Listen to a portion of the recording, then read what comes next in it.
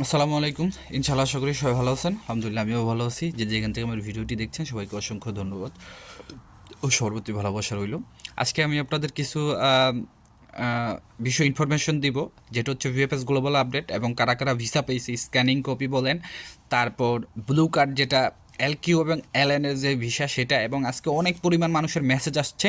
এবং আপনাদের জন্য একটা সুখবর আছে যে যারা 2022-এর, দেখেন গতকাল ভিডিওতে কিন্তু আমি 2022-এর কথা বলছি, সেই 2022-এর কাগজের আজকে মেসেজ এসে পড়ছে। তো এইসব বিষয়ে কথা হবে, অ্যাপয়েন্টমেন্টের বিষয়ে কথা হবে। তো ইনশাল্লাহ সবাই ভিডিওটা পুরোটা দেখার চেষ্টা করবেন ইনশাল্লাহ।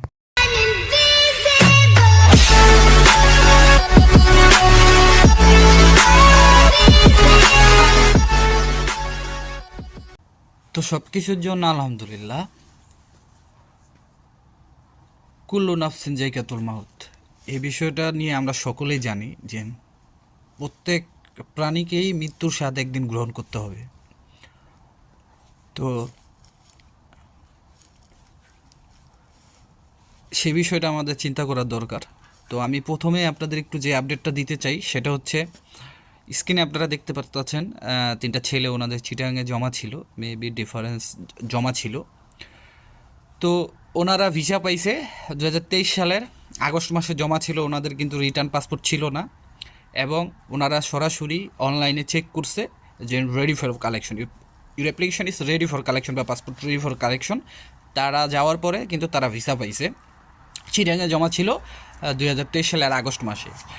তো এখন এতটুক একটা জিনিস আমি আপনাদের বলতে চাই যে এখন যাদের রেডি ফর কালেকশন আসবে, যারা পাসপোর্ট এখন তৈরিও পান নাই, যাদের আসবে, হয়তোবা আপনারা ভিসা পাবেন, আর না হলে রিজেক্ট হবেন, এই দুইটার একটা।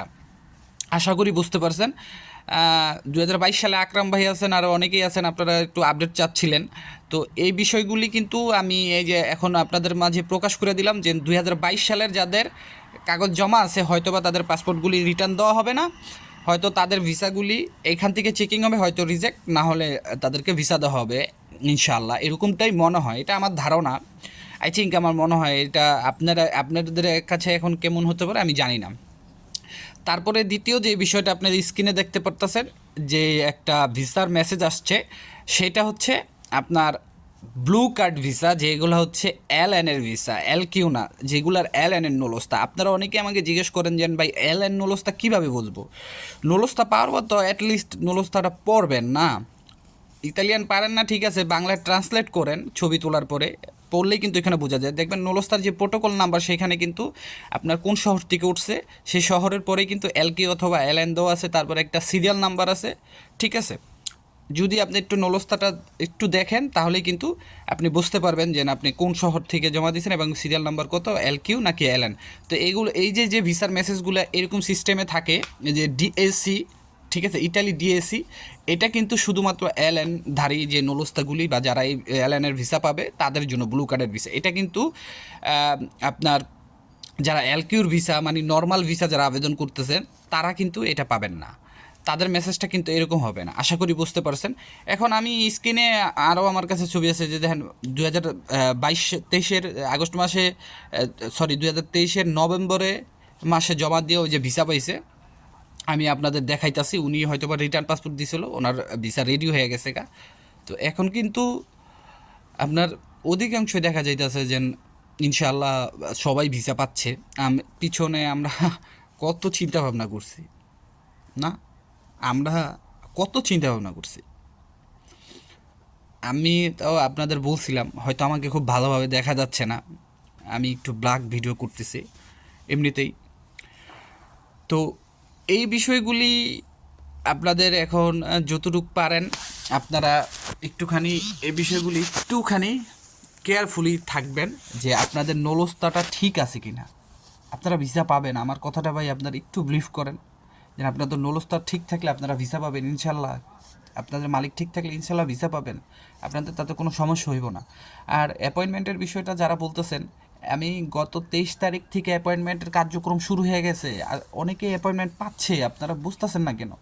অনেকে অ্যাপয়েন্টমেন্ট পাবে, সামনে পাবে। আপনারা জানুয়ারি 3-4 তারিখের পর থেকে দেখবেন গণহারে পাসপোর্টের মেসেজ আসবে, ভিসা পাবে, রিজেক্ট হবে, তারপরে আপনার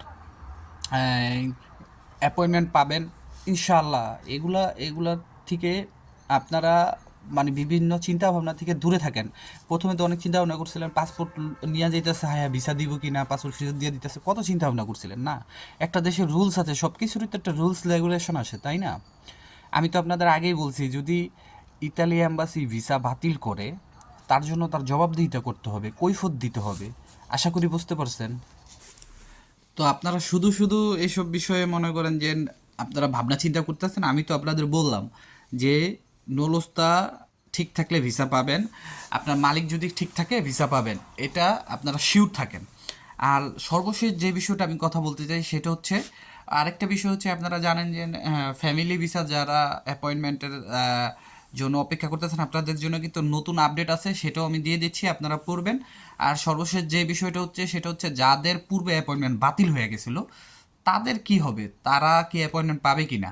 তো এই বিষয়টা আমাকে অনেকে জিজ্ঞেস করতেছেন। হ্যাঁ, ইনশাল্লাহ তাদের অ্যাপয়েন্টমেন্টটা তারা আগে পাবেন। কোনো ধরনের কিন্তু অ্যাপয়েন্টমেন্ট তারা ছাড়া কিন্তু কিছু করবে না। আর এখন যদি অ্যাপয়েন্টমেন্ট পান, সামনে যারা পাবেন, আপনারা সাথে সাথে ভিসা পেয়ে যাবেন। হয়তো বেশ কিছুদিন না, 15 দিন ধরে রাখেন, এর ভিতরে হয়তো বা আপনাদের ভিসা দিয়ে দিবে। তো হয়তো বা আমাকে আমার ভিডিওটা আজকে একটু অন্যরকম হয়েছে, একটু ব্ল্যাক ভিডিও হয়েছে, তো আই এম সরি এই জন্য। বাট যদি ভালো লাগে অবশ্যই শেয়ার করবেন। আর সবার জন্য দোয়া রইল, সবাই আমরা যতটুকু পারি আল্লাহ রাস্তায় ফিরে আসি, কারণ এটা ছাড়া আমাদের আর কোনো গতি নেই। তো সবাই ভালো থাকবেন, সুস্থ থাকবেন, সবার জন্য দোয়া রইল। আসসালামু আলাইকুম, আল্লাহ হাফেজ।